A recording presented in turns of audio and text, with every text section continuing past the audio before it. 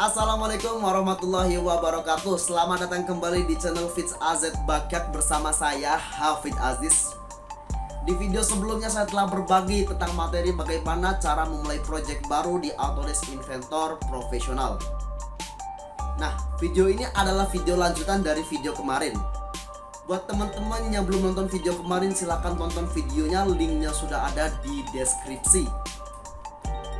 Pada video kali ini saya akan berbagi tentang materi basic sketch atau dasar sketsa.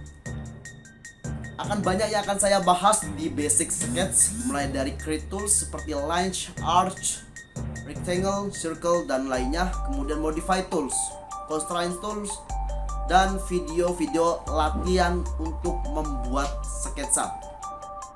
So, buat teman-teman yang saat ini masih belum subscribe, silahkan subscribe dan jangan lupa aktifkan lonceng notifikasinya sehingga dapat mengikuti updatean video selanjutnya. Karena di channel ini nantinya akan banyak membahas tentang seputar dunia CAD, dunia engineering. Pada materi basic sketsa akan saya bagi menjadi beberapa video karena durasinya yang terlalu panjang. So, jangan lama-lama, mari kita mulai materi basic sketsa pada video kali ini. Akan tetapi sebelumnya intro dulu.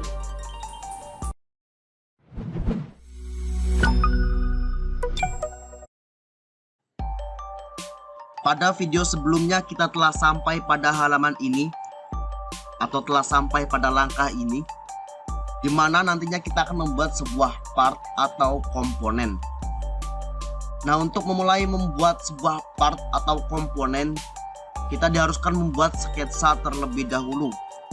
Akan tetapi di halaman ini kita masih belum bisa untuk membuat sketsa karena harus ada pengaturan-pengaturan tambahan atau setting-setting tambahan. Hal yang pertama harus kita lakukan adalah menampilkan browser. Jika teman-teman saat membuat file baru langsung ada browsernya, berarti langkah ini tidak perlu diikuti. Dan jika teman-teman browsernya tidak ada tampilannya seperti ini, maka silahkan ikuti. Untuk menampilkan browser adalah dengan cara klik tanda plus yang ada di kiri layar ini, show tabs ya. Kemudian kita pilih yang model browser. Nah, ini adalah tampilan browser ya, dimana browser ini berfungsi untuk mengetahui aktivitas-aktivitas apa yang telah kita lakukan, baik itu sketching ataupun 3D modeling seperti extrude, revolve, sweep, dan lain-lain. Dimana nantinya ini sangat memudahkan untuk kita jika terjadinya suatu kesalahan pada suatu part yang kita gunakan untuk pengeditan ulang, agar pengeditan ulang itu tidak dimulai dari awal, agar pengeditan ulang yang kita lakukan itu berada pada suatu part yang salah, suatu langkah yang salah, pada suatu langkah yang salah. Oke. Nah, selanjutnya sebelum memulai membuat sketsa, kita harus memilih plan terlebih dahulu atau lembar kerja. Cara untuk menampilkan pemilihan plan yaitu bisa dengan sebuah shortcut atau bisa dengan toolbar yang ada di atas pojok kiri ini ya. Untuk shortcutnya sendiri yaitu menggunakan huruf S ya, sketch 2D sketch ya. Kita pilih. Nah, ini adalah pilihan plan yang akan kita pilih salah satunya untuk membuat sketsa yang akan kita lakukan. Untuk memilih plan sendiri ada beberapa hal yang harus diperhatikan.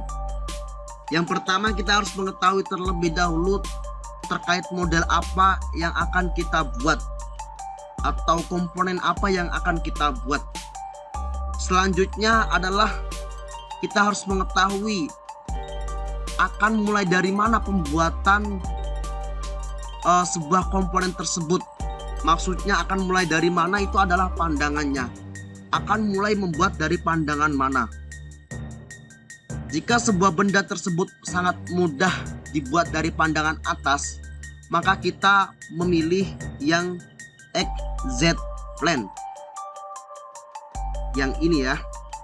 Nah, jika sebuah benda sangat mudah atau lebih mudah digambar dari pandangan samping kanan, maka kita memilih yang YZ plane. Dan jika sebuah benda lebih mudah digambar atau didesain dimulai dari pandangan depan, itu kita memilih yang XY plane. Dalam pemilihan plane ini bergantung pada analisa yang kita lakukan.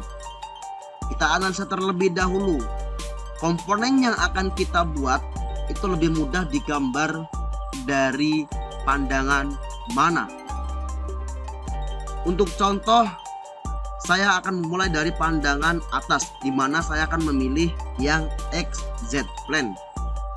Di mana biasanya juga untuk sebuah part-part yang memiliki base itu dimulai dari pandangan atas.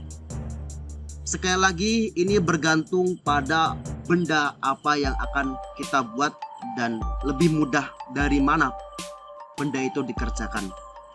Langsung saja kita klik. Nah, setelah tampilannya seperti ini, kita harus memastikan lagi terkait yang berada di pojok kanan atas ini. Ini posisinya belum sempurna. Mari kita sempurnakan terlebih dahulu dengan cara memutarnya. Nah, posisinya saat ini sudah sempurna ya tulisan topnya. Ini sangat berpengaruh pada hasil 3D modeling yang akan kita buat. Bisa juga nantinya part yang akan kita buat terbalik-balik. Oleh karena itu kita harus memastikan terlebih dahulu terkait settingan yang ada di sini. Oke, pada video kali ini, pada sketch kali ini, kita akan belajar tentang line, circle, arch, rectangle, dan semua tool-tool yang ada di sini. Akan tetapi sama seperti dengan apa yang saya katakan pada pembukaan tadi, bahwa nantinya akan saya bagi-bagi karena durasinya terlalu panjang. Jadi pada video kali ini saya hanya akan membahas line terlebih dahulu, di mana line ini memiliki sub lagi, yaitu spline control vertex dan spline interpolation. Untuk equation curve dan bridge curve itu jarang digunakan. Oleh karena itu saya hanya akan sharing tentang 3 tool pada subline, pada subnya line saja, yaitu line, spline yang control vertex, dan spline yang interpolation. Oke, sesuai dengan judulnya, di mana line ini berfungsi untuk membuat garis. Caranya langsung kita pilih. Nah, klik pertama ini adalah klik start awal garis itu akan dibuat. Dan klik kedua adalah klik garis akhir yang kita buat.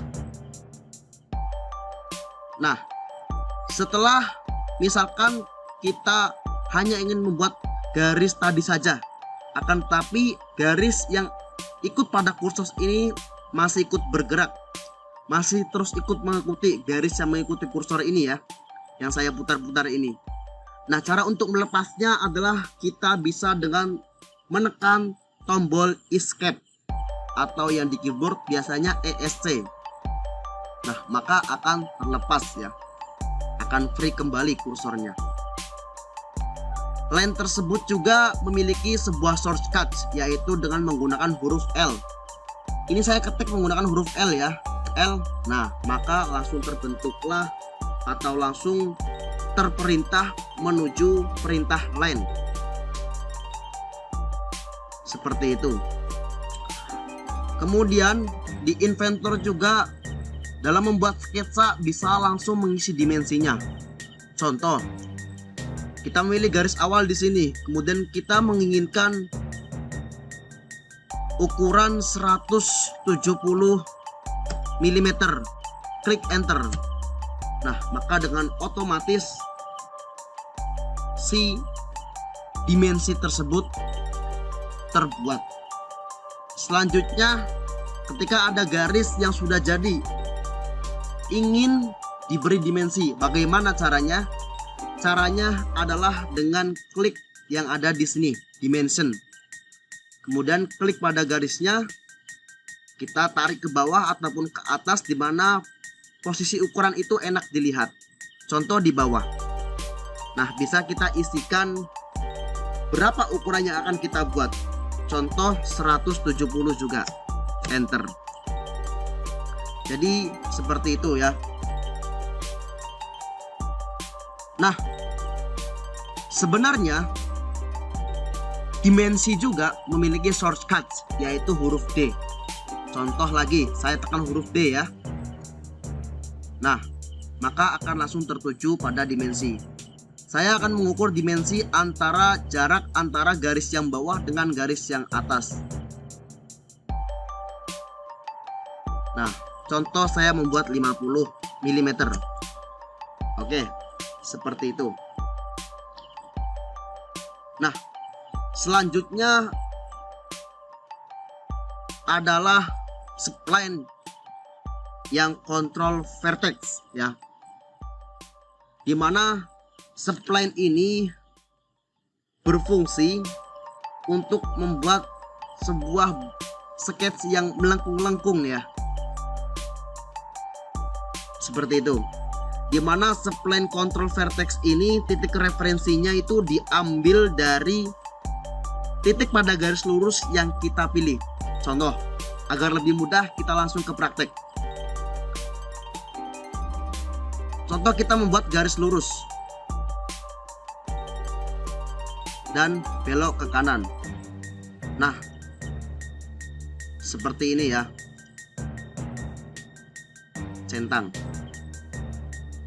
Nah, pada bagian ini, pada bagian spline-nya kontrol vertex ini, titik acuannya itu berada pada titik yang kita pilih, pada titik garis lurus yang kita pilih ya. Sehingga dalam pengeditannya pun kita hanya bisa mengedit pada titik yang kita pilih ya, pada titik garis lurus yang kita pilih. Contohnya seperti ini ya. Nah, jadi kita tidak bisa mengedit langsung pada garis spline-nya, akan tetapi pada titik di garis lurus yang kita pilihnya. Oke, jadi seperti itu ya. Berbeda dengan spline yang interpolation.